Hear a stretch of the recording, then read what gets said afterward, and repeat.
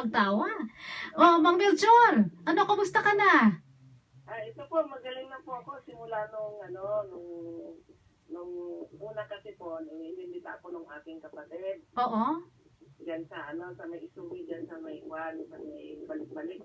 Yes. O, tapos? May sitwasyon. Ngayon sabi ko, totoo ba yun? Kasi may kasi libre, sabi nga niya. Kasi ang sakit kasi ng kapatid ko, lagi naninikip yung bibig niya. Oo. Kasi ng mga niya, yung mga customer niya sa kantin. Oo. Pumunta ka doon kasi maganda doon, libre naman. Nung nasubukan niya, maganda na. Tapos yun, hindi kaya niya ako. Ng kapatid mo? Ano pangalan ng kapatid mo? Si Lucy po. Si Lucy. O, ilang taon si Lucy? Si Lucy na, 54 na po yun. 54.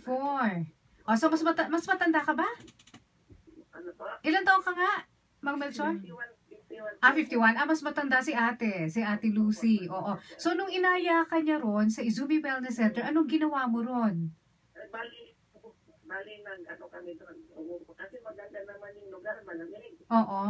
Nakakapagpahinga ka ng maayos. Oo. Yun. Umupo ka doon sa silya na may kuryente. Opo. Oo. Tapos yun, medyo simula nang nagpupo ko doon, tapos kaya na magkausap yung sinamang Candy sa si Mang Agel. Oh, tsaka nagzuzumba pa kayo ron di ba? Exercise. Opo, masarap din ang kausap. Yun, mga after mga 2, 3 days, maganda yung gumanda yung pakiramdam mo? Opo, maganda po yung lagi akong hinihingal pag naglalakad ako. Oo. Naninitip yung dibdib ko na parang hinihirapan ako huminga. Yun, maganda talaga. Tapos nung sinabihan na ako ni Sir yung parang dito na hindi ko matagal ang pangalan niya. Oh. Mag-inom ka raw ng I am fit that. Yun, yung simula nang ininom ko yun, tuwing maaga bago kumain ng almusal. Yun, gumanda lalo yung pakiramdam ko. Tapos nagdudumi ng lubeg sa isang araw. Wow, naging regular yung bowel movement mo, ha? Oo. Madalas kung uli ako nag-iip. Maganda talaga.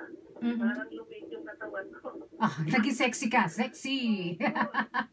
Dahil sa I am fit.